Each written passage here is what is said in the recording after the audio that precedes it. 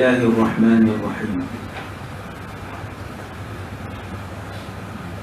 Alhamdulillahi Rabbil Alamin.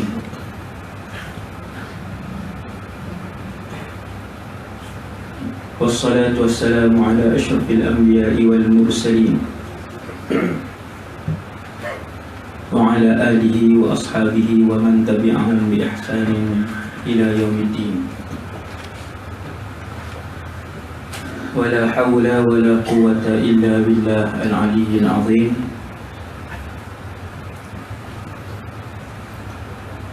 Wala hawla wala quwwata illa billah al-aliyyil azim. Wala hawla wala quwwata illa billah al-aliyyil azim. Amma ba'd. Urusi majlis Tuan Kuasa Surau, seterusnya muslimin dan muslimat yang dirahmati Allah Subhanahu wa ta'ala sekalian.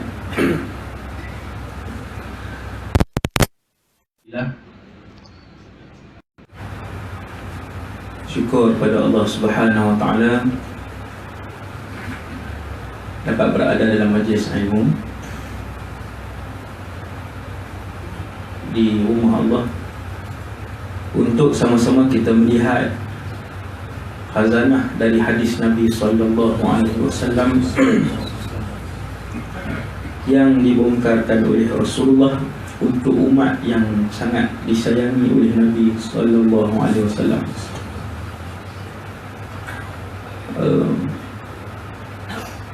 Kita ni dengan zaman Rasulullah sekarang 1439. Kalau saya salah tegur, kadang dia letih atau kenyang. Tegur, salah tegur tu. Jadi 1439 tahun yang lalu Nabi berhijrah.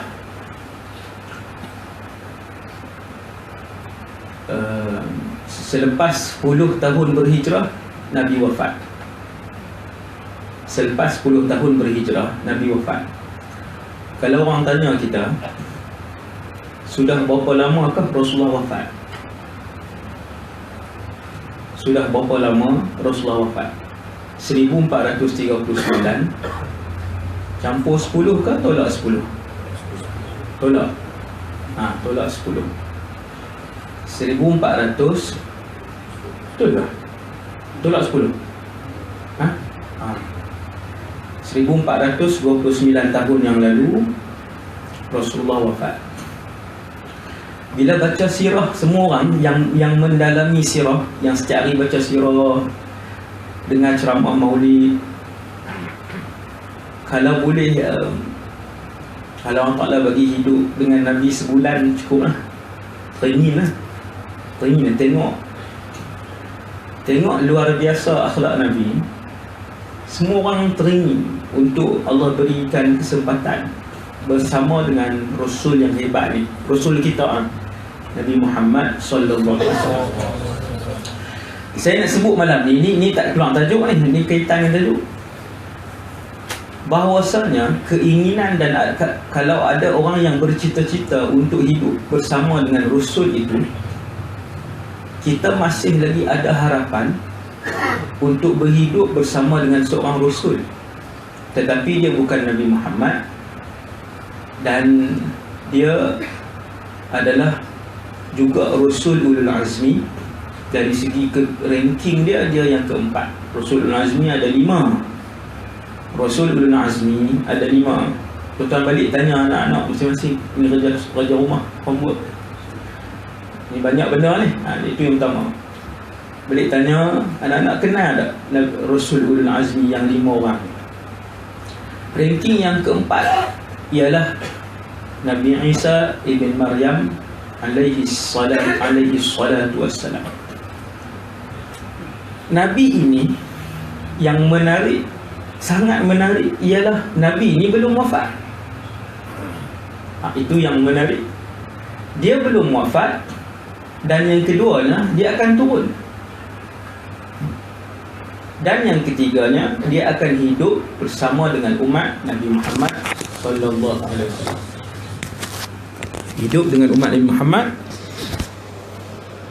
berdasarkan ayat Al-Quran dan juga hadis Nabi yang pelbagai, dan zaman itu belum lagi berlalu. Ayat Quran yang cerita tentang Nabi Isa di langit. Malam ni Nabi Isa di mana? Di langit lah. Tuan-tuan jangan bayang langit tu awan putih, lepas tu dia hidup berjalan, bila dia berjalan tenggelam dalam awan tu. Yang tu Goku. Ni langit ni alam yang Allahu Rabbi, luas, sangat luas. Alam Nabi Isa sekarang sampai malam ni sedang berada di langit yang kedua. Hidup tubuhnya boleh disentuh macam ni. Dan benda yang sangat menggembirakan saya ialah kata Rasulullah, Isa itu akan turun ketika mana seluruh alam ini tidak lagi dapat berlawan dan berdepan dengan Dajjal laknatullah alaih. Waktu tak boleh buat apa dah tu. Waktu tu dia turun dengan jasadnya. Rasul tuan-tuan boleh akan datang satu zaman kita hidup dengan Rasul. Kita lalu tepi kedai tengok dia beli nasi lemak kan, nasi dagang lah sini. Beli nasi dagang Nabi Isa, ya, Masya Allah. Tuan-tuan, akhlak dia hebat lah. Rasul Ulul Azmi, akhlak dia hebat. Handsome tu tak tanya lah. Memang semua Rasul tampan dan semua Rasul bersuara merdu, dan kesemua Rasul bertubuh sasa. Banyak.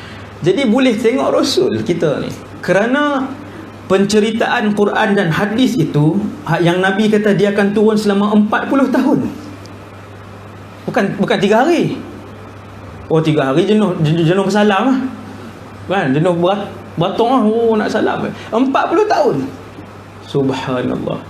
Bahkan dia akan berkahwin dan beranak pinak. Tu yang lagi beruntung tu wanita yang menjadi isteri Nabi Isa. Subhanallah. No? Yang umur 50 tak boleh berangan dah. Kan? Sebab tak dan lah. Kan? Wallahu alam lah, wallahu alam. Tuan-tuan yang dirahmati Allah SWT sekalian, Nabi Isa versus Ya'juj wa Ma'juj, sebenarnya Nabi Isa dia tak lawan pun. Tajuk tu sajalah kan, nak bagi gempak sikit. Tak lawan. Kenapa tak lawan? Selepas musuh bergabung, keluar Imam Mahdi. Bila sebut Imam Mahdi ni rasa dekat zaman dia. Kita tak mau cerita tu. Imam Mahdi tu kita ada lagi Imam Mahdi, tapi belum lagi Imam Mahdi tajuk dia 2 jam. 2 jam tajuk Imam Mahdi. Zaman itu ada 2 makhluk jahat dan 2 makhluk baik. Imam Muhammad bin Abdullah Al-Mahdi, Nabi Isa, yang ketiga Dajjal, yang keempat Ya'juj wa Ma'juj. 4 makhluk. 2 tersangat baik dan 2 tersangat jahat. Mereka ini hidup sezaman. Bila musuh bergabung, satu bumi ni musuh bergabung, Nabi sebut waktu tu mereka akan berada di bawah 70 panji musuh. Ulama hari ni kata 70 negara. 70 negara tuan, bukan waktu tu Amerika dengan Rusia dia tak bergaduh dah. Dia akan bergabung bersama dengan 70 lagi negara lain. Kesemua 70 panji ni bergabung jadi satu kekuatan tentera bersekutu lawan dengan satu je, Islam. Tuan bayang berapa banyak yang musuh. Sebab itu tentera Imam Mahdi hanya awliya sahaja. Subuh 6.45 tak boleh jadi tentera Imam Mahdi. Isyak rokok tak boleh jadi tentera Imam Mahdi. main takraw semak pendek, tak boleh jadi tentera Imam Mahdi. Aulia semua. Sebab pertempuran itu ialah pertempuran terbesar dalam sejarah kemanusiaan. Melihat tentera musuh sahaja, 1/3 daripada tentera Imam Mahdi yang peringkat awal tu berundur, tarik diri, baru tengok musuh. Yang berundur tu maksudnya mereka yang menyertai Imam Mahdi di peringkat awal sebab semangat. Orang sebut Imam Mahdi sedang dibai'ah di Makkah. Oh, semangat nak pergi, nak mati syahid. Nanti ini berita gembira yang kedua yang saya nak sebut pada malam ni. Nah, bahawa menjadi syuhada itu pintunya masih terbuka luas untuk umat ini, yang tahun 1439, yang 2017 ini. Sebab tu pengertian dan roh syahid tak boleh dimatikan. Sebab tentera Islam perlukan kepada syuhada satu hari nanti. Tak datang zaman tu belum sampai, iaitu zaman Imam Mahdi tu. Maksudnya pintu untuk mati syahid tu masih lagi terbuka luas. Bahkan perang yang dipimpin oleh keturunan Rasulullah itu, perang yang dipimpin oleh manusia terbaik dunia ketika itu. Imam Mahdi manusia terbaik dunia ketika itu. Dia waktu tu Nabi Isa tak turun lagi. Dialah orang yang paling soleh dalam alam ni. Senang. Hari ni kalau orang tanya siapa yang paling soleh sini, mana? Siapa dia? Presiden Kesatuan Ulama Sedunia ke? Bukan. Kita tak tahu, wallahu alam. Mufti Mesir ke? Mufti Yaman ke? Wallahu alam. Tapi bila muncul Imam Mahdi, dialah umat Nabi Muhammad pada ketika itu yang paling tinggi imannya. Okay. Dia pun bawa satu kumpulan. Yang menariknya, peperangan itu akan berlaku di negara yang menarik, di negara yang saya belajar, iaitu di Syria. Yang ni pendapat ulama' ke Ustaz? Bukan pendapat ulama', ini Nabi sebut. Dia tak ada takwil dah. Nabi sebut peperangan itu akan berlaku di satu daerah yang namanya A'maq ataupun Dabiq. A'maq atau Dabiq itu sampai ke saat ini memang ada pun di Syria, di utara Syria. Pergilah tengok, kawasan tu tak ada perumahan apa, kosong, seluas mata memandang. Tuan-tuan pergi A'maq, Dabiq, tuan-tuan pergi sana, dia tak ada surau ke masjid ke jalan raya, dia tanah kosong. Di situlah akan berlaku peperangan terbesar nanti yang dinamakan sebagai Al-Malhamatul Kubra. Orang Yahudi panggil Armageddon. Al-Malhamatul Kubra.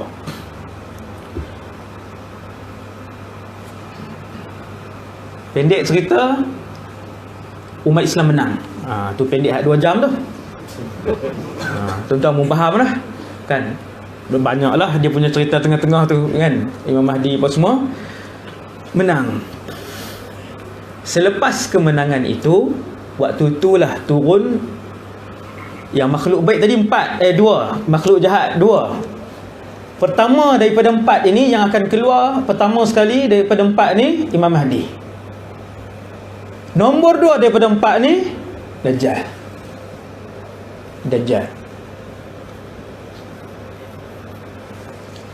Keluarlah Dajjal ketika itu di Asfahan, Khurasan. Dajjal bukan tajuk malam ni. Dajjal dia tajuk lain, 2 jam. Tajuk asing. Saya pendekkan 2 jam tu. Keluarlah ketika itu Dajjal.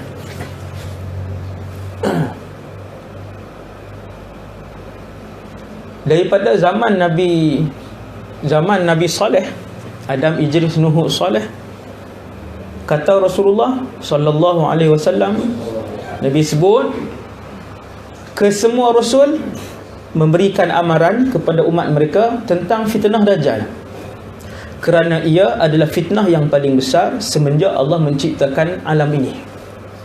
Sampai bila? Sampai kiamat.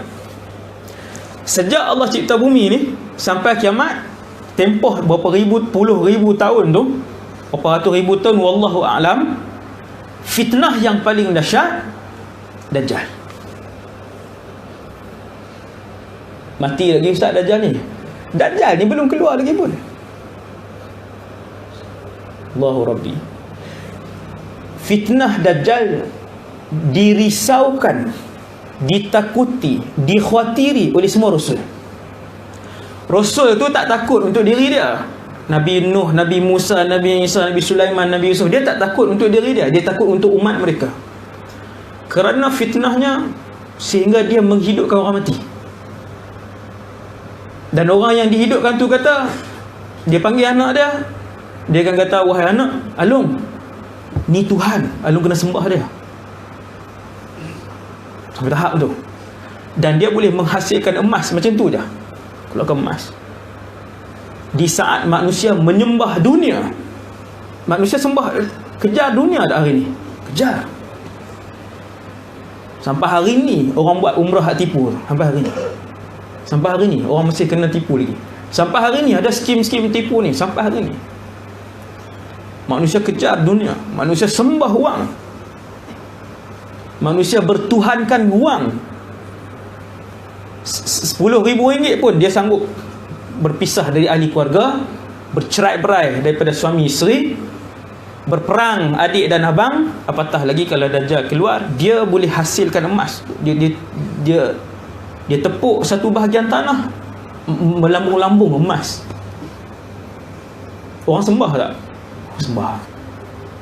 Sembah kan? Orang nak pergi tengok bola 400 km pun orang pergi. Seorang RM200 kan? Pergi sokong negeri punya pasal.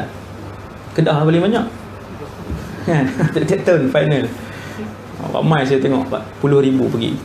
Tuan-tuan sekalian, keluar Dajjal, waktu tu Dajjal berhadapan dengan dengan Imam Mahdi. Dan kekuatan Dajjal tidak dapat dibendung oleh Imam Mahdi. Tak boleh lawan. Kuat Dajjal. Dia bersama dengan tentera dia. Tuan-tuan bayang, setiap umat Nabi Muhammad hari ni, umat Nabi Muhammad hari ni berapa? 7 bilion. Yang tak Islam 5,5, ataupun 5 bilion. Yang Islam 2 bilion. 5 bilion tidak Islam. Berapa ramai pengikut dia. Yang Islam pula, Nabi cerita, yang Islam pula, setiap fasik dan munafik akan ikut Dajjal. Weh, banyaknya. Setiap fasik dan munafik akan ikut Dajjal. Ya. Siapa fasik dan munafik? Di Malaysia, kalau kita nak faham, bila Nabi sebut setiap fasik dan munafik akan ikut Dajjal, waktu Dajjal pergi Madinah tu tak boleh masuk. Kemudian munafik akan keluar sendiri ikut Dajjal. Fasik akan keluar sendiri ikut Dajjal. Tuan-tuan sekalian, fasik ni macam mana? Tinggal solat fasik tak? Fasik. Islam tapi fasik. Berapa peratus di Malaysia yang tinggal solat? 80%. Kajian. Berapa belas kajian pun tuan-tuan buka di mana-mana universiti dalam internet, kesemua akan tunjuk rate yang tinggal solat di Malaysia 80 hingga 85. Berapa tuan-tuan yang tak selamat? Hasbunallah wa ni'mal wakil. Subhanallah. Subhanallah. Itu saya baru sebut kat tuan-tuan satu. Kalau saya sebut 10, saya sebut 2 kat tuan-tuan. Satu, solat. Dosa besar di Malaysia yang tadi 80% dah. Saya tambah kat tuan-tuan satu lagi dah. Zina di Malaysia. Zina di Malaysia 7 bintang. 7. Pondan pun ada pusat zina, pusat ni. Bukan kata yang perempuan tulis ni, yang Pondan, yang maknya pun ada dia punya rumah urut dia ni. Dia pun jual juga. Di Malaysia zina ni 7 bintang. Maka hasil dia anak luar nikah. 2017 Jabatan Pendaftaran Negara keluarkan, boleh cek malam ni, boleh cek. 10 minit seorang anak luar nikah. Ni kita dah 20 minit, 2 orang dah lahir. 2 orang dah lahir. 10 minit seorang di Malaysia. Itu lahir lah, bukan zina. Kalau zina, darat 10. Hasbunallah wa ni'mal wakil.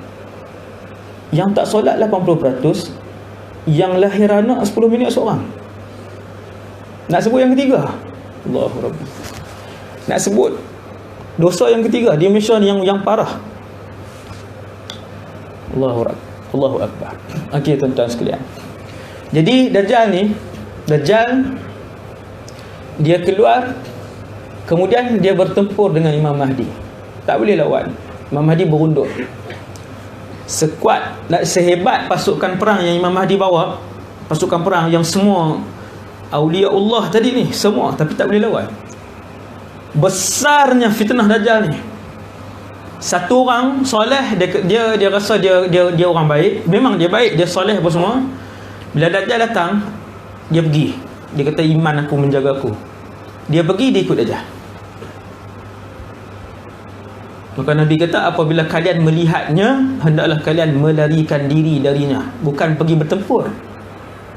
Tak mati, bukan lawan pun. Dia akan ambil iman kamu.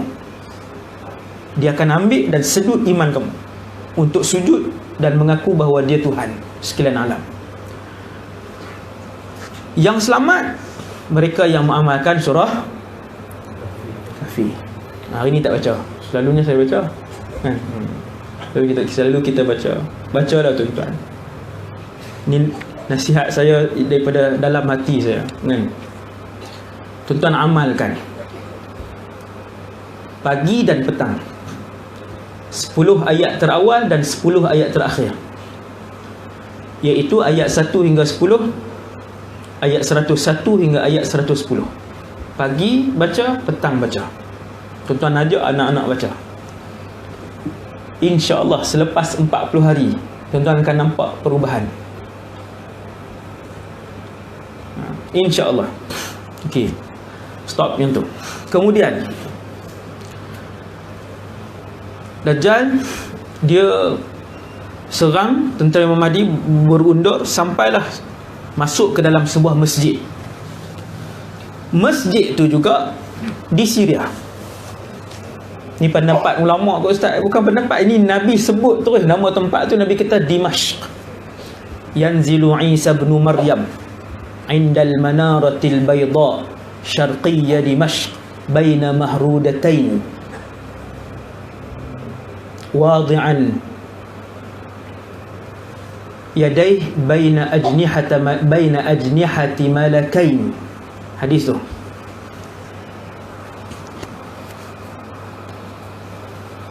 Sampailah Nabi Isa, Imam Mahdi duduk dalam satu masjid nak solat subuh dalam satu riwayat. Buat saf. Kemudian Imam Mahdi pun jadi imam. Masjid itu tidak dinyatakan oleh Rasulullah masjid mana, tapi Nabi sebut Timur Damsyik. Tuan-tuan tak boleh sebut Kuala Terengganu kan, memang tak dapat lah. Sungai Petani pun tak dapat dia, sebab Nabi dah spesifik. Di Mekah pun tak dapat. Nabi Isa akan turun di masjid itu. Sebab tu bumi Syam, bumi Syria, dia berada pada ranking keempat. Selepas Mekah, Madinah, Aqsa, Syam. Lepas tu baru Yaman, Mesir, semua baru yang lain. Bumi Syam tangga keempat. Barakah dia boleh dirasai. 7 tahun saya duduk sana. Allahu Akbar. Seronok, puas hati, syukur kepada Allah sebab bawa ke bumi Syam. Bilangan ulama dia yang kedua terbanyak dunia. Patah tumbuh, hilang berganti di Syam. Ulama dia sangatlah ramai.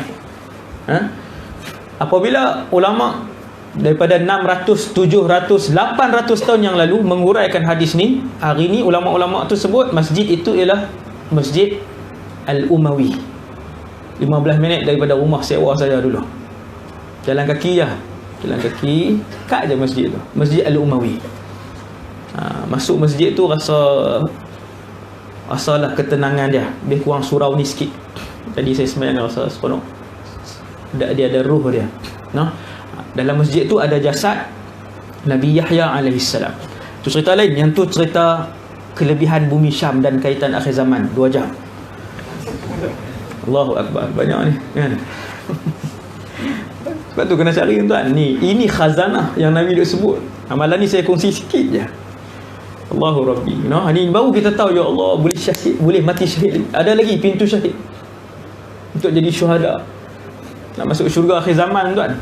Okay. Kemudian solat, Imam Mahdi dah ke depan, dia dah angkat takbir untuk solat subuh. Allahu Akbar. Ketika itulah Nabi Isa dibawa turun dari langit yang kedua di Menara Putih. Ni bukan tafsiran ulama. Nabi sebut, Nabi kata indal manaratil bayda.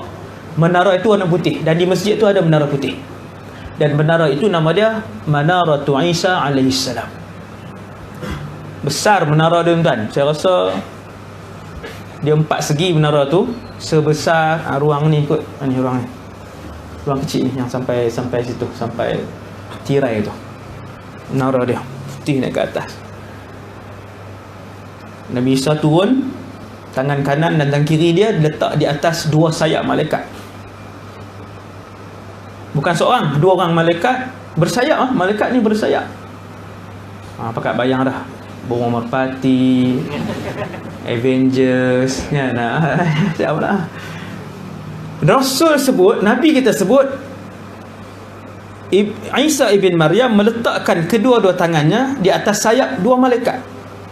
Baina mahrudatain, dan dia memakai jubah yang 2 lapis. Tuan-tuan tengok ulama Yaman, ulama Syam, ulama Syria, ulama Mesir kan, dia pakai jubah, dalam jubah ni lepas tu dia pakai satu lagi yang kot tu. Tu dia panggil mahrudah. Mahrudatain ni 2 lapis jubah tu. Rupanya yang tu memang pakaian kita nampak bila ulama pakai kan, dia nampak masya-Allah lah, nampak gah. Dia pun turun. Waktu Nabi Imam Mahdi dah angkat takbir, waktu itulah Nabi Isa turun. Dia berjalan masuk ke dalam masjid. Yang geng yang lambat sikit angkat takbir ni, apa betulkan pelekat yang baru duk tengok soft apa semua ni, yang tu lah, yang lambat sikit, dia orang paling belakang, keluar daripada mulut mereka Isa bin Maryam. Ulama sebut, ulama analisis hadis. Setiap hadis ulama analisis. Setiap hadis. Kata para ulama, bagaimana mereka kenal? Ni mujahidin ni kenal mana? Adakah mereka pernah bermimpi? Tidak. Adakah mereka pernah berjumpa? Tidak, walaupun sehari. Jawapan dia, kata para ulama, kerana kesemua mujahidin ini adalah di kalangan penuntut ilmu. Bahasa mudahnya, kaki kuliah. Orang belajar, orang agama, orang yang belajar. Sebab Nabi sebut hadis tentang Nabi Isa ni, Nabi sebut jelas. Nabi Isa ni mukanya macam mana, rambutnya panjang, dia pakai baju 2 lapis, mukanya seperti baru keluar daripada bilik mandi, bukan nampak muka bersih kan. Maka bila yang kumpulan yang lewat sikit kata takbir ni, mereka tengok di belakang, mereka tengok Isa bin Maryam, Nabiullah. Mereka menjerit lah, bukan menjerit kuat, maksudnya terkeluar perkataan tu, Nabi tu kan. Rasul turun ketika itu, di subuh itu. Jadi bila dengar Nabi Isa turun, Imam Mahdi sudah qiyam, dia pun berundur ke belakang. Kemudian Nabi Isa pegang bahu dia. Ni hadis hadis sahih, kesemuanya hadis sahih. Fadafa'ahu ila al-amam. Kata Rasulullah, Nabi Isa pun tolak Imam Mahdi ke depan. Maksudnya pergi jadi imam balik. Ba'dukum a'immatu ba'd. Sebahagian dari kamu menjadi imam kepada sebahagian yang lain. Takrumatullah li hadhihi al-ummah. Kemuliaan Allah, penghormatan daripada Allah untuk umat ini. Nak bagi tahu mulianya umat ini. Subhanallah. Umat Nabi Muhammad sallallahu alaihi wasallam. Ketika seorang rasul ulul azmi turun, yang menjadi imam ni selalunya yang paling mulia. Sebab tu dalam peristiwa Mi'raj, Isra, bila berhimpun semua rasul, yang menjadi imam Rasulullah, kerana dia penghulu segala nabi dan rasul. Daripada situ ulama kata kita faham kerana Rasulullah itu penghulu, dia yang paling mulia, imannya yang paling tinggi, ketakwaannya yang paling hebat, kedudukannya yang paling dekat dengan Allah, sebab dia jadi imam. Bila Nabi Isa turun, Imam Mahdi yang alim ni, warang alim, dia tahu ini Rasul, dulu Rasul, ni seorang Rasul ulul azmi, dia berundur ke belakang. Ni orang reti. Dan kalau tak reti, dia berebut nak jadi imam. Sakit dah 3 tahun dah tak boleh bangun, bagi kat orang lah. Nak juga kan, nak cakap pun tak boleh kan. Bila kita tanya macam mana Tuan Imam ni, Tuan Imam sakit lama dah, nak lepas ke? Beritahu tak mau. Hasbunallah wa ni'mal wakil. Jadi yang reti, orang reti yang soleh ni, bila dia tahu ada yang lebih layak, dia berat ke belakang. Nabi Isa sebut, kalian adalah umat yang dimuliakan oleh Allah. Walaupun aku ada, kalian akan jadi imam. Maka Imam Mahdi lah yang akan mengimamkan solat setiap kali solat. Imam Mahdi tetap Imam Mahdi. Hebatlah Imam Mahdi, memang keturunan Rasulullah. Sebab tu Ahlul Bait ni tuan-tuan, di akhir zaman ni ada satu grup membenci Ahlul Bait. Jaga-jaga dengan grup ni. Dia rajin bid'ah orang. Grup ni kan, ni bid'ah maulid, bid'ah ada unsur syirik, selawat syifa bid'ah ada unsur syirik. Ni grup ni terkenal, grup ni dalam TV pun ada sebagainya. Bahaya, jauhkan diri kita dan anak-anak kita daripada kumpulan ini. Dan mereka membenci habaib. Tengok macam mana mereka hurai habaib. Habaib ni bukan senang-senang pergi beli di pasar 1,500 lepas tu dapat habaib. Dia mesti ada pengesahan dia itu keturunan Rasulullah. Kenapa kamu membenci? Saya bila tengok, saya takut dengan kumpulan ni kan, sebab dia membenci Ahlul Bait. Kemudian solat. Habis solat, Nabi Isa pun berjalan menuju ke sebuah pintu masjid tu lah, menuju ke sebuah pintu, dan kemudian dia pun buka pintu tersebut. Nabi Isa pun buka pintu masjid tersebut. Ternyata bila buka, Dajjal sedang berdiri. Mata dua tuan-tuan, jangan tuan-tuan dengan bayang mata satu. Tu cerita apa filem banyak kan, pakai dobat. Mata satu. Bukan, dia mata dua. Cumanya mata kanannya buta. Hodoh mukanya. Kan? Hodoh, buta. Yang kiri ni boleh lihat tapi dia terkeluar sampai sini. Boleh lihat tapi dia terkeluar sikit di sini. Badannya besar. Rambutnya kerinting panjang. Macam Moana pula kan. Okey. Bila buka pintu, dia berdiri di depan tu. Di belakangnya ada tentera elit yang dia selalu bawa, 70,000 Yahudi. Di Asfahan ataupun di Khurasan, Iran. Dua-dua nama tempat yang Nabi sebut itu di Iran. Daripada dua negeri ini akan terkumpul 70,000 tentera elit kepada Dajjal. Waktu Nabi Isa buka tu, ke semua 70,000 tuan-tuan, 70,000. Ramai. Bukan boleh muat macam ni. Ni baru 200 orang ni. Kan 300-400 orang kan. 70,000 duduk di belakang dia. Ramai tuan. Dan itu tentera kanan. Tetapi apabila melihat Nabi Isa ibn Maryam, maka seluruh inci tubuh Dajjal bergetar dan ketakutan. Sebab dia berhadapan dengan Nabi Isa. Nabi Isa ni semua orang tahulah memang Rasul yang hebat. Di kalangan 124 orang Nabi itu, dia ranking keempat. Memang yang top 5 daripada 124,000. Sebab tu waktu ibunya yang hebat, iaitu Maryam bintu Imran, ibu dia tiba-tiba mengandung. Kita zaman hari ni pun banyak tiba-tiba mengandung. Yang tu ayah lari. Ayah lari, ayah hilang, ayah tak mengaku, tak jadi ayah lagi, tak sempat. Tiba-tiba mengandung. Tengok anak tingkatan 4 lah mengandung, tingkatan 5 mengandung, tingkatan 3 mengandung, tingkatan 2 mengandung. Termuda tingkatan 1. Tingkatan 1 ibu. Tu cerita lain. Zina dan remaja, 2 jam tajuk tuan-tuan. Kronik. Saya boleh bentang pada tuan-tuan kes saja saya bentang 2 jam tu, kes saja. Kes yang berlaku, kes 1, kes 2, kes 3, kes 4. Kronik. Tu keluar tajuk tu. Kemudian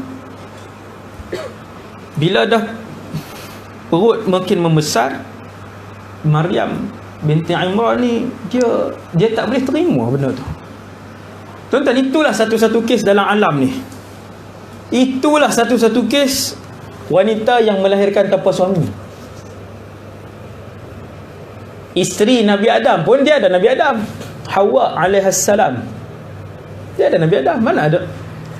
Satu-satunya kes pertama dan terakhir. Sampai sakit Sayyidatuna Maryam. Sakit tuan-tuan, mengandung dan ada anak, ada isi.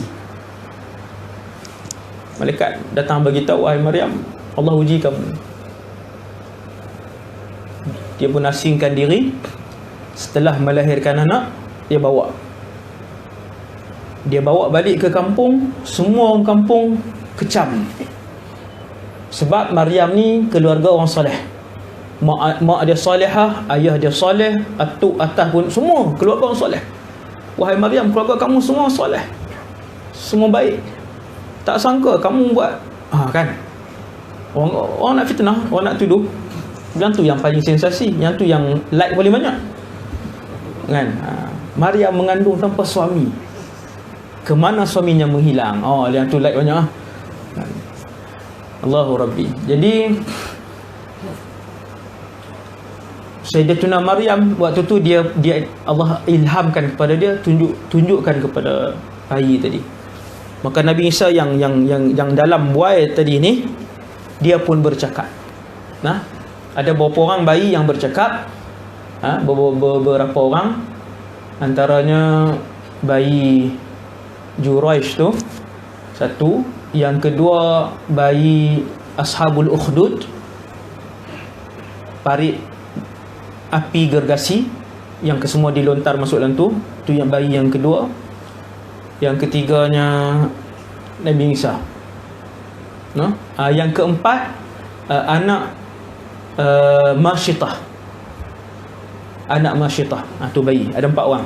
Yang lain saya tak ingat. Bila ibu dia tunjuk kepada seorang bakal Rasul ini, dia nama Irhas. Benda luar biasa yang berlaku kepada bakal Rasul, nama dia Irhas. Kalau berlaku kepada Rasul, nama dia Mu'jizah. Kalau luar biasa tu berlaku kepada orang soleh, nama dia karamah. Bila ibu dia tunjuk, bila orang ramai tanya, semua tekan. Memalukan keluarga, malukan kampung ni, tak, kamu buat benda terkutuk semua. Sedang Maryam dia tunjuk kepada buai tu. Orang kampung kata, nak suruh cakap dengan budak ni. Maka ketika itu Allah SWT izinkan Nabi Isa bertutur, Inni Abdullah. Sesungguhnya aku ialah hamba Allah. Dia bercakap bayi, tapi bercakap dengan bahasa orang dewasa. Bukan bahasa Arab lah, tapi ini terjemahan sebab Al-Quran bahasa Arab kan. Inni Abdullah, sesungguhnya aku ialah hamba Allah. Ataniyal kitab wa ja'alani nabiyya. Aku akan diberikan kitab dan aku akan dilantik oleh Allah menjadi nabi. Dia bertutur ni, Allah rakamkan ucapan itu dalam surah An-Nisa ayat 157 hingga ayat 158. Tuan-tuan boleh balik tengok, ayat ni baru seronok baca Quran dah. Ni sambil belajar tafsir. Tuan pun tengok balik surah Nisa 157 158 kan. Surah Maryam ayat 29 hingga 32. Maryam. Kemudian bayi yang bernama Isa tu tadi, dia bercakap lagi, dia kata wa ja'alani mubarakan. Allah memberkati aku di mana sahaja aku ada. Tuan-tuan, baru bayi berkat dah, sama macam Nabi Muhammad. Keberkatan para rasul ni, Nabi Muhammad pun begitu. Daripada dia lahir tu, barakah dah kampung Halimatus Sa'diyah. Barakah, satu rumah tu barakah. Aku dijadikan oleh Allah penuh keberkatan di mana sahaja aku berada. Wa awsani bis salah. dan Allah memperingatkan aku untuk tidak meninggalkan solat. Tajuk solat tuan, tajuk solat. Solat kunci. Solat kunci. Anak tuan-tuan nak nakal macam mana pun, solat. Budak kalau solat, insya-Allah dia punya jahat dia bersempadan. Dia solat tu macam buat had dekat dia macam tu.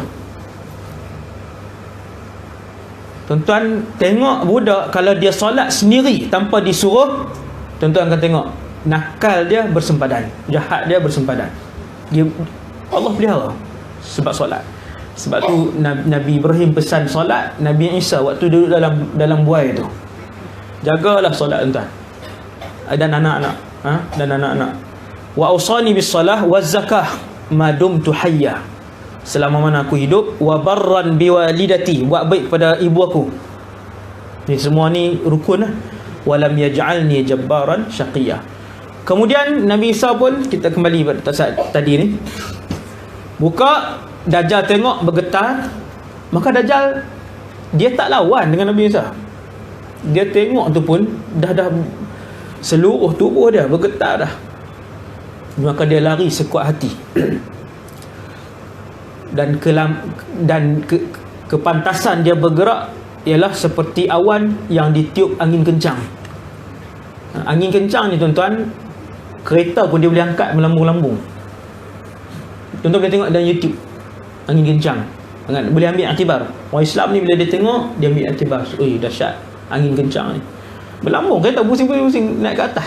Pusing berapa saat dah tu, kuat angin. Jadi Nabi kata Dajjal ini kelajuannya seperti awan yang dibawa oleh angin kencang. Dia pun lari bersama dengan tentera dia, kesemua lari. Syria, sini Palestin, sebelah-sebelah aja. Saya pun pernah sampai ke border tu, melihat Israel sebelah sana dan melihat Palestin. Maka dia pun lari ke sana bersama dengan pasukan, bersama dengan tentera dia, sampai di Palestin. Di satu tempat Nabi sebut namanya Babul Lud. Sampai di tempat namanya Babul Lud. Di situlah, tuan-tuan boleh Google dan boleh tengok di YouTube. Nak tengok kawasan Babul Lud tu macam mana, boleh ada dalam YouTube. Tapi kena tulis Arab lah, kena pandai tulis Arab. Sekejap lagi tulis Alibaba pula. Babul Lud, ba alif ba, alif lam lam dal, alif lam lam dal, Babul Lud. Ada gambar hari ni, gambar hari ni. Memanglah ada tempat tu, Rasulullah sebut. Takkan tempat tu fantasi, dia memang ada tempat tu. Di situ Dajjal akan dibunuh oleh Nabi Isa alaihissalam. Mati, habis Dajjal. Aman dah ke? Belum lagi. Dajjal dah dibunuh. Tentera dia yang tentera elit yang kuat ni, yang itu akan dibunuh oleh mujahidin. Yang dia ikut Imam Mahdi daripada awal bertempur . Pertempuran bukan satu tuan. Pertempuran bukan satu.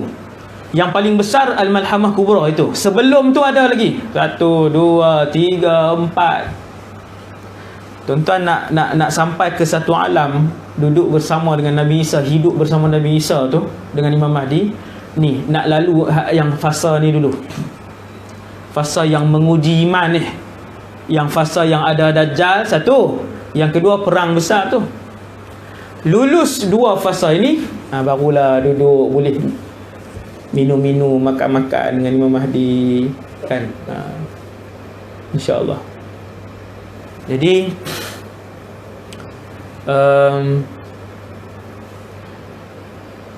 saki-baki tentera Imam Mahdi, kepung tentera yang elit tadi, waktu itulah batu-batu, pokok-pokok bercakap, "Wahai Muslim, datang, di belakang aku ada Yahudi sedang menyorok." Dulu waktu belajar di Syria, saya dihimpunkan video, tak silap saya 120 gig dalam apa yang besar tu, orang panggil apa? Bukan pendrive, hard disk. Zaman tu hard disk 120 gig saya himpun, kau 60 gig, tapi banyak lah.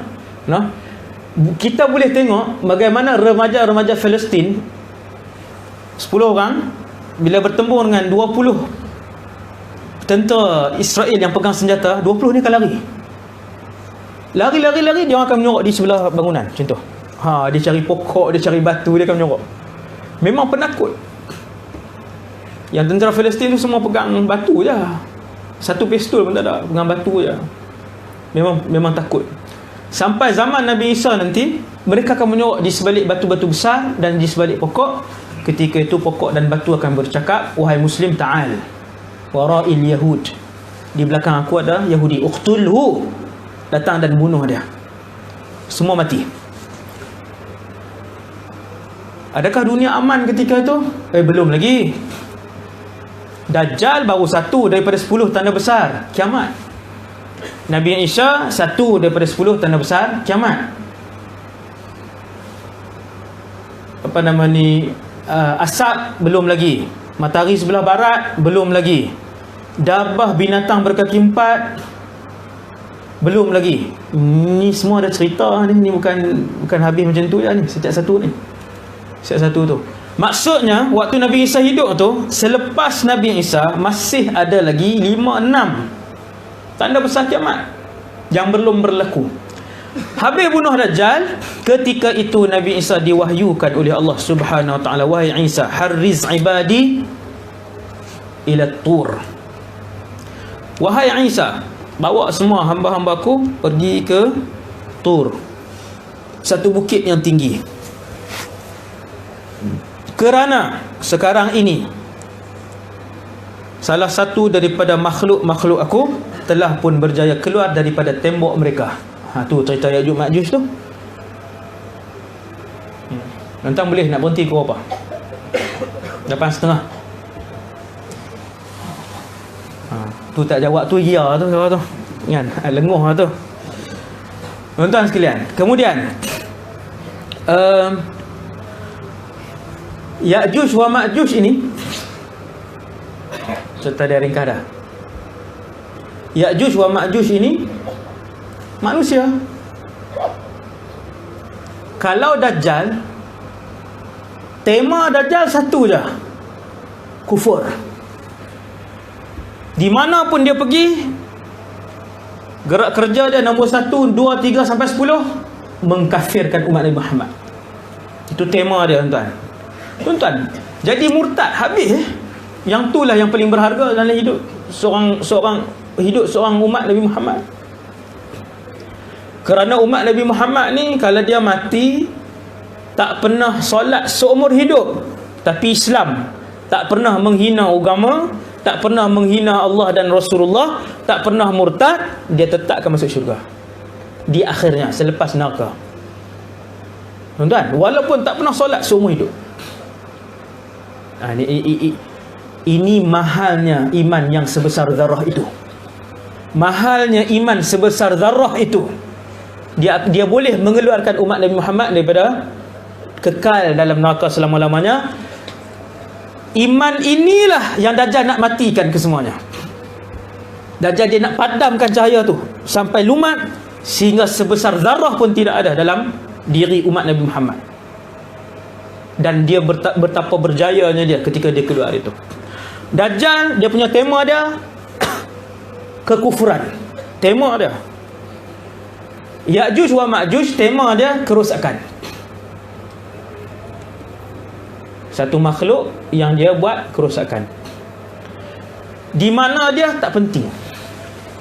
Apakah sampai malam ni makhluk itu wujud? Ya. Dia manusia normal macam kita, 2 tangan, 2 kaki, manusia. Jantan, ada laki, ada perempuan. Ni 2 kabilah ni. Nah? Dan telah pun dikurung oleh Zulqarnain alaihi salam. Nah? Zulqarnain ni hidup pada satu zaman yang tidak diijma' oleh para ulama, tak ada ijma'. Ada ulama sebut zaman ni, ada ulama sebut zaman ni, ada ulama sebut sebelum Nabi Musa, ada ulama sebut selepas Nabi Musa. Tidak ijma'. Jadi Zulqarnain ni saya cerita sikit ringkas. Nah, ni cerita Ya'juj Ma'juj ni. Saya ringkaskan, tuan-tuan yang dirahmati Allah SWT. Antara lelaki yang memerintah utara sampai ke selatan, barat dan ke timur. Dua yang Islam adalah Zulqarnain, dan yang keduanya Sulaiman alaihissalam. Tuan-tuan baca surah Kahfi kan, tengok cerita Zulqarnain. Ni malam ni bila kita dah dengar dia punya tafsiran kepada ayat-ayat itu secara umum, seronok kita tengok baca. Dahsyat. Apa yang dahsyat tuan-tuan? Manusia bila bertambah kaya, bertambah pemurah ke bertambah kedekut? Bertambah kedekut. 95%. Lagi Allah bagi kekayaan, lagi kedekut. Ada seorang sahabat pun bila Allah bagi kekayaan kat dia, seorang sahabat, akhirnya dia insaf lah. Bagi kekayaan, lama-lama dia semakin tidak menghadiri majlis Rasulullah. Sahabat tuan, itu sahabat bila diberikan kekayaan. Begitulah lumrah orang bila diberikan kekayaan. Kalau bagi pangkat lagi tinggi, semakin tawaduk kah, semakin angkuh. Semakin angkuh. Hebat Zulqarnain dengan Nabi Sulaiman ini, lagi luas kawasan pemerintahan mereka, lagi tawaduk mereka. Yang ni bila kita baca Quran, tengok kisah mereka kan, Allahu Akbar, subhanallah. Tuan-tuan, dia bukan Perdana Menteri, bukan Presiden Filipina. Nabi Zulqarnain ni, pemerintahan dia utara ke selatan, barat ke timur. Tetapi bila orang sebut nikmat, maka dia akan kata, ini adalah daripada Tuhanku. Di sini kita orang yang Allah bagi kekayaan dan pangkat ni, di sini kita kena ambil pengajaran daripada Zulqarnain ni. Bila dia sampai satu tempat, tengok kawasan. Bukan satu dun dia pegang kan. Dah luas kawasan dia. Dia sampai di satu tempat, kawasan jajahan. Ada satu kabilah datang. Zulqarnain datang ketika itu dengan keseluruhan, bukan keseluruhan, sebahagian besar kekuatan kerajaan dia, bersama dengan kepakaran. Ada doktor, ada pakar bahasa, ada engineer, ada arkitek, ada pakar pertanian, ada pakar pembinaan, ada macam-macam dalam kumpulan tu, dan bala tentera. Setiap kali dia bergerak. Bila sampai di satu tempat, kita tak perlu fikir di mana tempat tu, tak perlu. Kita nak ambil iktibar. Maka datang kumpulan ni, kaum ini bukan Ya'juj Ma'juj. Kabilah ini datang, wahai Zulqarnain, inna Ya'juj wa Ma'juj mufsiduna fil ard. Wahai Zulqarnain, ada satu kumpulan manusia, dua kabilah, Ya'juj dan Ma'juj. Mereka ni perosak, seperti binatang perosak. Dia turun, rumah dibakar, ladang dibakar, orang dibunuh, habis hancur, satu daerah akan rosak. Dan bilangan mereka tersangatlah ramai. Sangat ramai dan sangat bengis. Sangat bengis. Tuan-tuan, kalau nak ni kan, kalau ni tak ada hadis, tak ada ayat Quran apa, teringin macam mana, ya Allah, macam mana lah Ya'juj wa Ma'juj ni, dia punya ganas dia. Minta lah dengan Allah, minta. Kemudian Allah bawa pergi ke sana, kan? Kan? Wallahu alam, minta, adalah cara dia, adalah caranya. Tapi Quran sebut, Nabi sebut sangat bengis. Dia buat rosak je. Dia sampai di mana pun dia buat kerosakan. Jadi kabilah ni minta, wahai Zulqarnain, kami nak upah kamu. Untuk bina satu tembok, mereka tak boleh dah datang ke arah sini. Zulqarnain kata, apa yang Allah Ta'ala bagi aku jauh lebih. Dia, tuan-tuan, Zulqarnain menguasai barat ke timur, utara ke selatan. Tiba-tiba satu daerah kecil ni nak upah dia. Dia kata, tak yalah, simpan lah. Hak mana yang ada tu simpan, cuma aku nak tenaga, buruh, pekerja, untuk kita bina sebuah tembok gergasi. Dan bayang tengok, tempat itu sampai hari ni ada. Sama lah macam Dajjal. Dajjal dikurung dan dirantai besi di sebuah pulau. Pulau tu di langit ke berapa? Bukan langit, di bumi ni. Di bawah laut kan? Bukan di bawah laut, di pulau. Pulau yang kalau kita tengok, kita nampak pulau tu dengan mata kita. Di pulau. Begitulah juga Ya'juj wa Ma'juj. Sampailah malam ini, maka duduk di atas muka bumi ni. Cumanya manusia tak nampak tempat itu. Tempat itu kalau nampak tuan-tuan, tembok gergasi. Memang jadi tempat pelancongan lah kan. Cumanya tak boleh tengok Ya'juj sebab dia duduk di sebelah sana. Jadi benda tu diraibkan oleh Allah. Diraibkan oleh Allah Subhanahu Wa Taala. Bila Nabi Zulqarnain ni, ada riwayat kata dia nabi, ada riwayat kata dia bukan nabi, dia wali. Tapi kedua-duanya mulia lah. Bila dia setuju, maka dia pun minta tenaga kerja daripada penduduk daerah tu, ke semua sekali. Berapa puluh ribu yang ada, semua datang. Kita nak buat apa wahai Zulqarnain? Himpunkan ketulan besi. Ketulan besi tu bukannya besi spana tu. Ketulan tu ni zubaral hadid. Ketulan-ketulan besi. Ketulan besi tu kalian letakkan di antara dua gunung. Dia macam ni. Gunung, di sini gunung. Macam tu. Tengah ni kosong, yang menjadi laluan Ya'juj wa Ma'juj setiap tahun untuk buat kerosakan di kampung dan daerah negara sebelah ni. Di sebelah ni negara, di sebelah sana negara Ya'juj wa Ma'juj. Teringin tak tuan-tuan? Tak teringin lah. Negara Ya'juj wa Ma'juj di sebelah sana. Di antara dua bukit ini, gunung ini, di antara dua gunung ini, di tengah-tengah inilah nak diisikan ketulan besi. Berapa tan tuan-tuan? Berapa juta tan besi yang perlu diisi di tengah ni? Bukan lorong sempit tuan. Ni luas ni. Jadi tuan-tuan bila baca ayat ni, apa teknologi yang digunakan oleh Zulqarnain untuk mengeluar dan menghasilkan besi sebanyak tu? Subhanallah. Memang dahsyat lah teknologi lah. Dia tak ada kena mengena dengan ya Allah turunkanlah besi pada kami, turun segunung. Tidak. Teknologi. Mereka keluarkan besi, hasilkan besi, ketulan-ketulan besi itu, himpun sehinggalah ketulan itu sama paras dengan dua bukit yang berada di sebelah kanan dan kiri. Sama paras. Banyaknya besi itu dihimpunkan, bongkah-bongkah besi itu sampai sama dengan paras bukit. Itu satu dah tak masuk akal dah. Yang memerlukan, kalau zaman hari ni perlu 10 tahun, 20 tahun lah nak buat tu. Dan yang keduanya, Zulqarnain diarahkan himpunkan tembaga pula banyak tu.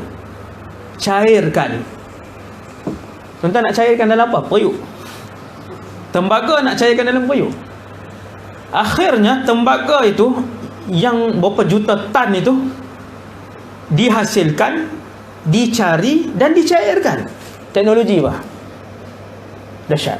Sebab tu Allah SWT sebut dalam Al-Quran, mana-mana umat yang datang, bangsa kita ni, manusia yang datang, jangan rasa kamu yang terkuat, kerana umat-umat terdahulu lebih canggih dan lebih kuat daripada kalian. Kita hari ni kita perasan yang ni paling canggih. Tuan-tuan, tapi tuan-tuan tengok tinggalan umat-umat terdahulu. Macam Nabi Saleh, dia punya umat dia membina bandaraya dalam gunung. Rumah, supermarket, mahkamah, hospital dalam gunung. Tidak ada teknologi yang boleh buat zaman ni. Pergi tebuk gunung tu dan buat kampung. Tak payah bandaraya lah, buat kampung satu dah. Teknologi. Zaman Firaun pernah membina sebuah menara. Ketinggian menara tu disebutkan oleh Imam Ibnul Athir, tak silap saya, Al-Imam Ibnul Athir, ketinggian menara itu 10 batu, iaitu lebih kurang 13 km. menara tuan-tuan. Kita duk sebut zaman canggih kita ni, kita kata ni zaman ni lah yang paling canggih. Kita punya menara paling tinggi berapa? Burj Burj apa di Dubai tu? Khalifah. Burj Khalifah. Hampir 1 kilometer. Satu je tuan. Firaun selamba je dia buat 12 kilometer. Teknologi siapa yang paling? Sebab tu tuan-tuan sekalian, bila baca kisah Zulkarnain ni, mencari bongkah besi, menghasilkan bongkah besi dalam masa yang singkat dengan satu teknologi, sampai sehinggalah ketulan besi itu menyamai 2 gunung yang di kiri dan kanan. Tak cukup dengan tu, cari tembaga pula, cairkan tembaga. Dah cairkan tembaga tuan-tuan, tembaga itu dituang ke atas tu. Tuan-tuan, tembaga tu nak naik tuang tu guna apa? Kren. Oh, kita dah tak boleh nak terbayang dah kemodenan pada zaman tu. Jauhnya moden dari sudut pembangunan, arkitektur dia, engineering dia daripada zaman ni. Kalau lah punya moden macam tu, yang ni dia tak boleh buat. Ni yang ni. Kerana yang tu jauh lebih complicated. Bangunan ni jauh lebih complicated. Maksudnya perlu engineer yang jauh lebih hebat, arkitek yang jauh lebih hebat untuk menghasilkan bangunan ajaib sebegitu rupa yang mereka buat pada zaman-zaman dahulu. Zaman-zaman dulu semua hebat macam tu. Jadi siap dituang, akhirnya sejuk dan dia mengeras. Jadilah tembok Zulkarnain itu sebagai satu tembok yang mempunyai logam, bahan yang paling keras dalam dunia. Datanglah kumpulan Ya'juj wa Ma'juj yang ramai keluar. Ya'juj Ma'juj ni bengis, dia tidak ada ihsan. Sebahagian ulama tafsir sebut, saya lupa nama ulama tu disebutkan, kalau buka tafsir Tabari dia akan sebut. Sebahagian ulama tafsir, seorang ulama tafsir sebut, kanu ya'kulunan nas. Dulu Ya'juj wa Ma'juj ini makan sesama mereka, makan manusia. Dia ganas, minta dengan Allah kan, Allah Ta'ala tunjuk, wallahu alam, boleh jadi ya Tuhan tunjuk kan, nak tengok. Memang ganas lah, dan tubuh dia besar. Yang ni tak ada hadis yang menceritakan tentang besar, adakah tubuh dia, telinga dia panjang sampai tutup, itu tak ada. Cumanya dia sangat kuat, gagah, satu kabilah yang jahat dan bengis. Sehingga kan Nabi Isa yang tadi kita tengok dengan Dajjal tadi, bila keluar kabilah ini, Allah Ta'ala kata, wahai Isa, bawa mana-mana orang Islam yang ada dekat kamu, naik ke bukit. Sekarang ni Ya'juj Ma'juj sudah pun keluar daripada temboknya, dan dia tidak boleh ditandingi oleh kalian. Ramai, kuat dan bengis mereka ini, tak boleh ditandingi oleh kalian, termasuk oleh Nabi Isa AS. Tuan boleh bayang kuat dan ramai dia. Jadi bila ketua Ya'juj wa Ma'juj ni, ketua dia lah yang paling ni, tuan boleh bayang, ketua dia lah yang paling ganas sekali. Arahkan punya ganas depa ni, bila nampak tembok ini siap, tembok gergasi ni siap, ketua dia arahkan tebuk tembok ni. Sejak daripada zaman itu sampai ke hari ini, setiap hari mereka sedang menebuk tembok itu. Pada satu hari, Nabi di rumah Sayyidatuna Zainab binti Jahash, salah seorang isteri Rasulullah. Nabi terjaga dalam keadaan muka Nabi kemerahan dan berpeluh. Nabi kata, wailun lil Arab min syarrin qad iqtarab. Nabi kata, celakalah nasib orang Arab. Maksudnya hancurlah keadaan orang Arab. Satu kejahatan yang cukup dekat. Isteri Nabi tanya, kenapa ya Rasulullah? Aku ditunjukkan oleh Allah, tembok Zulkarnain telah pun berlubang sebesar ini. Daripada zaman manakala pula dah.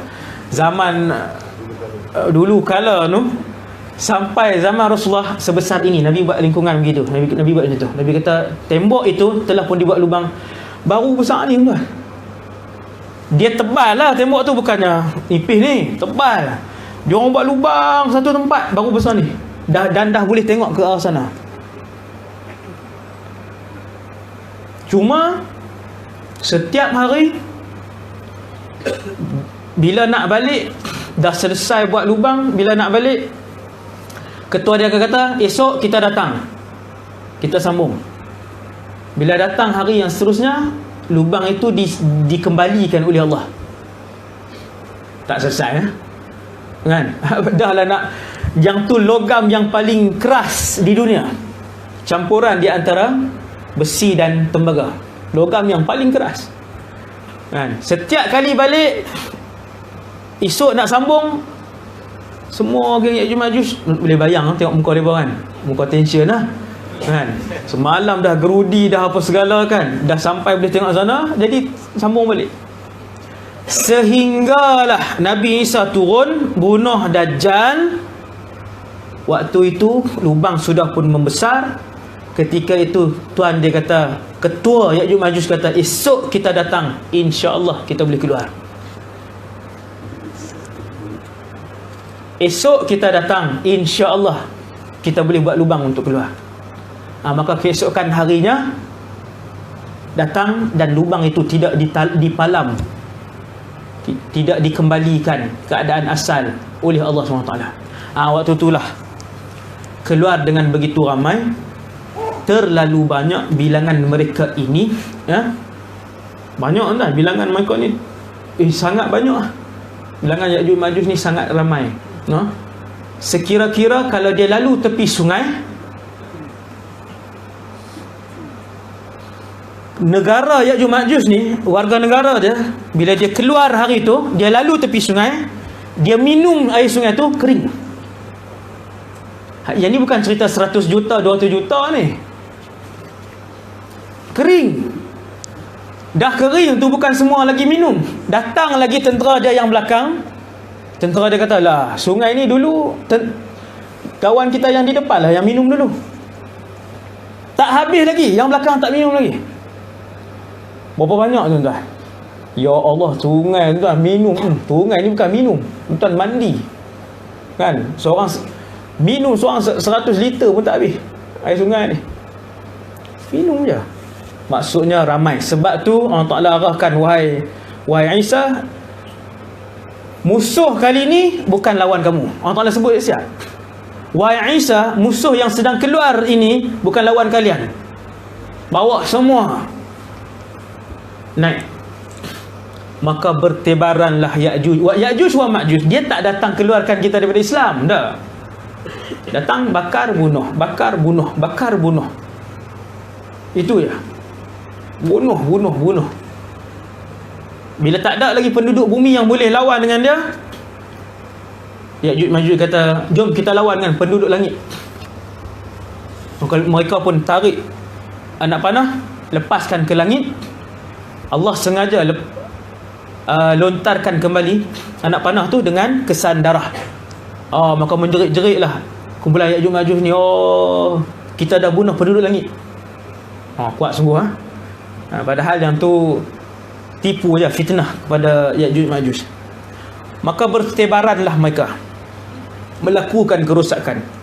Adakah Nabi Isa berlawan? Tidak. Waktu Nabi Isa ni last habis dah. Kita tutup dah majlis.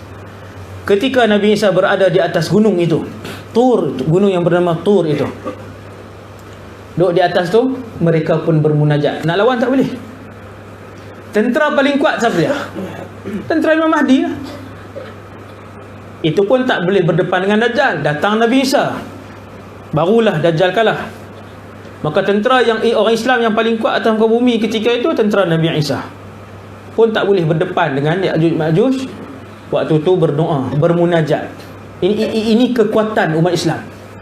Kekuatan umat Islam. Doa sangat kuat tuan-tuan. Banyakkan berdoa. Allah suka hambanya yang membanyakkan doa dan permintaan. Doa ni Allah suka. Apatah lagi doa yang dibanyakkan itu adalah permintaan akhirat, lagi Allah suka.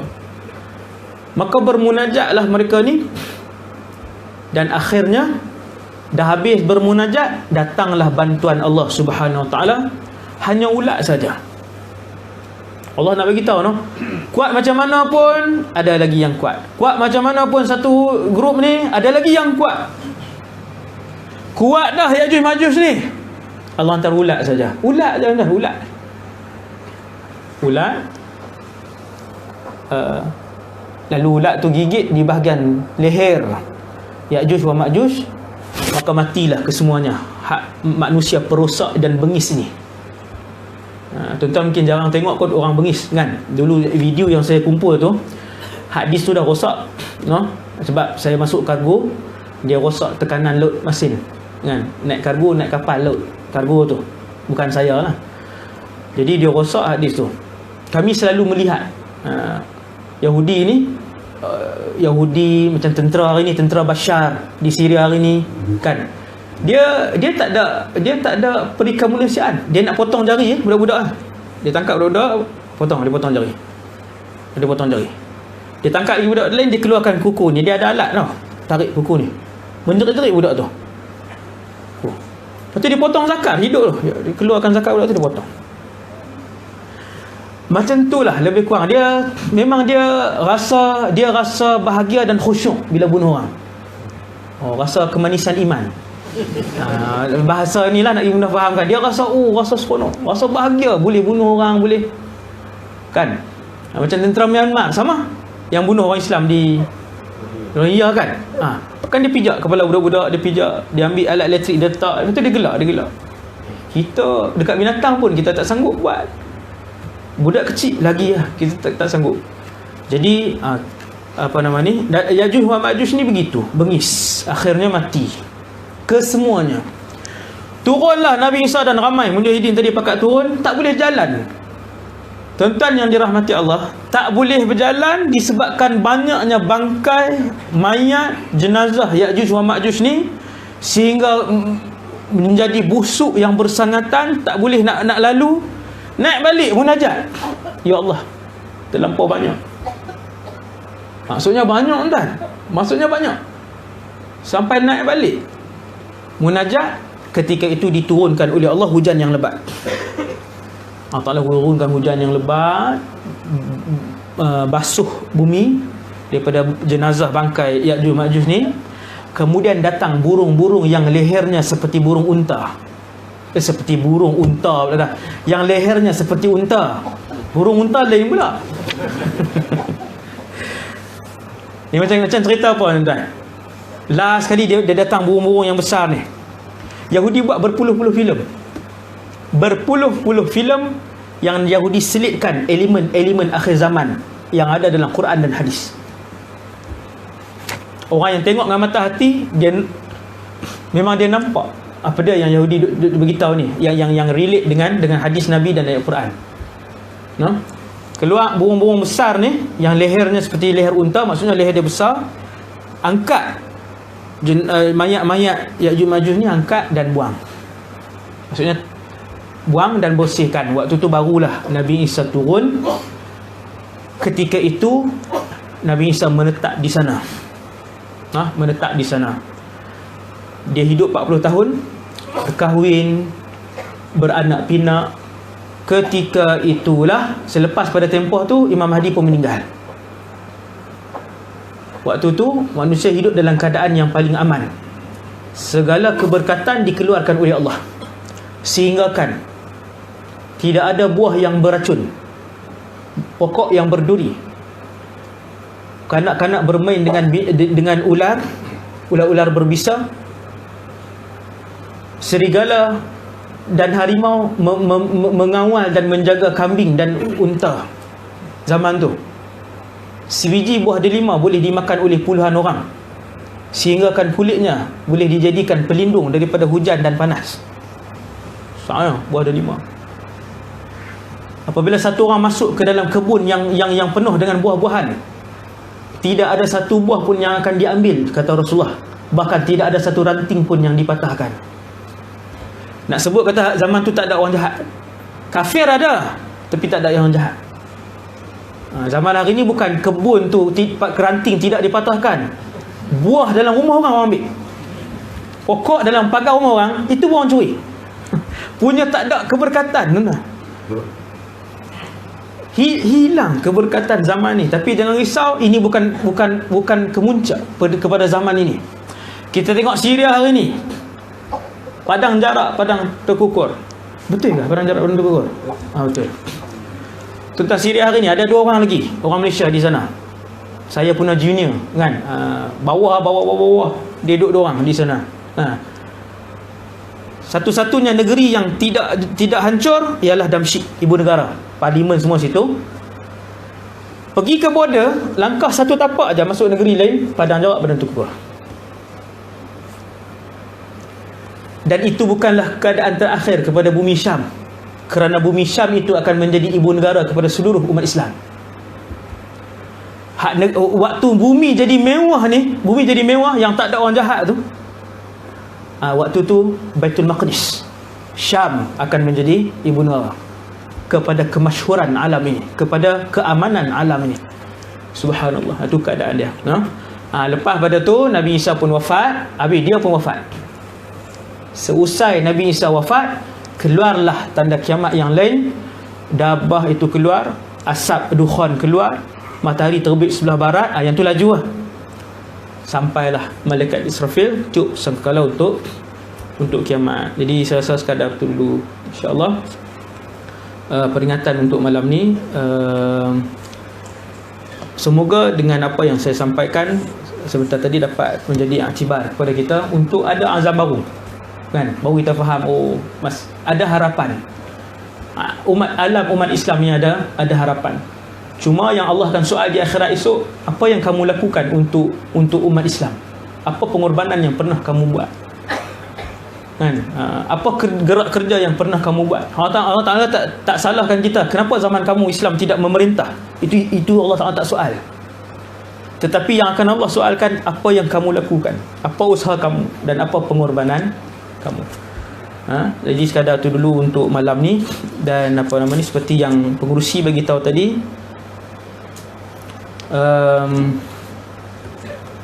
saya datang untuk misi dana Akademi Al-Habibul Mustafa, nama pusat pengajian yang akan saya bangunkan. Tanah dah siap, 4 ekar setengah kita beli, kita tambun. Asalnya payah bakau kan, kita ada tambun, dan alhamdulillah setahun setengah baru siap. Dan sekarang ni nak kumpul untuk naik bangunan yang pertama. Sejujurnya duit dah ada 100,000, dan bangunan yang pertama 300,000, lebih kurang 300 hingga 350,000, 2 tingkat. Jadi saya tour ni untuk inilah sebagai asbab untuk himpunkan dana tersebut. Yang lebih penting, yang lebih saya harapkan adalah doa. Tentang doakan Allah memudahkan saya jumpakan orang yang berhati, Abdul Rahman bin Auf, Uthman bin Affan ni. Kalau tuan-tuan kenal orang yang Allah amanahkan duit pada mereka ni, maksudnya tolonglah kan, war-warkan tentang pembinaan akademi saya ni. Di belakang ada tabung kan, belakang ada tabung, dan tuan-tuan boleh masukkan sumbangan ke dalam tabung tersebut. Dan saya juga nak cari pewakaf bulanan. Siapa yang sanggup, saya nak cari 1,000 orang. Sekarang ada 180, alhamdulillah. Telah hantar hampir 200 lah, satu grup. Mereka ni pewakaf bulanan ni, setiap bulan dia masukkan RM100 dalam akaun sekolah, dan saya himpunkan mereka dalam satu grup. Sekarang dah ada satu grup pewakaf. Allah telah hantar kumpulan ni 200 orang yang pertama, dan saya tour ke Terengganu ni nak cari 200 orang kumpulan yang kedua. Tuan sekalian, inilah usaha kita kan, jawapan kepada Allah SWT nak bangkitkan satu pusat pengajian ni, yang insya-Allah kita usahakan. Jadi siapa yang rasa berkemampuan, tak boleh RM100, 90 kan, RM99 kurang RM1 je kan, tak boleh RM90 ke RM80 selama setahun je, selama setahun, bukan sampai bila-bila, selama setahun untuk kita naik 3-4 bangunan kan. Cukup lah naik 3-4 bangunan, selesai kan. Jadi borang ada di depan, tulis nama dan nombor telefon sahaja kan. Tak payah tulis yang lain-lain, email tak payah, nama, nombor telefon, boleh daftar, boleh tulis dengan saudara Zarifi. Dia bantu saya untuk tulis nama dan nombor telefon tuan. Nama tu, semua nama tu saya akan masukkan duduk dalam satu grup tu. Dalam grup itulah maklumat-maklumat tentang perkembangan apa semua saya akan maklumkan di situ. Jadi yang tu saja. Dan buku ni kalau siapa nak, yang nak jadi penyumbang bulanan tu bukan buku saya karang apa, buku tentang sekolah yang kami nak bangunkan ni. Ini tempat dia, peta dia, dan di sini ada gambar bangunan sekolah yang nak naik lah. Ini tanah. Ini ilustrasi dia. Yang ni bukan hiasan ni, memang bangunannya akan naik macam ni. Dia memang akan naik macam ni, dia memanjang macam tu. Tanah ni tepi sungai. Sungai cantik lah. InsyaAllah. Jadi buku ni siapa yang nak jadi penyumbang bulanan tu boleh ambil. Yang ada di belakang. Ada di belakang buku ni. Sekian dulu. Subhanakallahumma bihamdik, asyhadu an la ilaha illa anta, astaghfiruka wa atubu ilaik. Bismillahirrahmanirrahim. Wal 'asr innal insana lafi khusr illa alladziina aamanu wa 'amilus shalihaat. Bismillahirrahmanirrahim. Alhamdulillah wassalatu wassalamu ala Rasulillah. Allahumma 'allimna ma yanfa'una ya Allah. Ajarkanlah ilmu yang bermanfaat pada kami. Wanfa'na bima 'allamtana ya Allah. Manfaatkanlah ilmu yang kau curahkan pada kami pada malam ni. Wazidna ilman wa amalan wa ikhlasan fi hayatina ya Allah. Tambahkanlah pada kami ilmu, amal ibadah dan keikhlasan dalam kehidupan kami.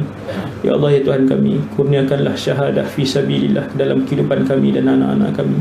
Ya Allah, ya Tuhan kami, muliakanlah kami dengan syurga tanpa dihisab dan diazab bersama dengan ahli keluarga kami untuk melihat, menatap zat-Mu ya Allah berada di samping Nabi Muhammad sallallahu alaihi wasallam di dalam al-firdaus al-a'la. Sallallahu alaihi sayyidina Muhammad wa ala alihi wasallam. Alhamdulillahirabbil alamin. Assalamualaikum warahmatullahi wabarakatuh.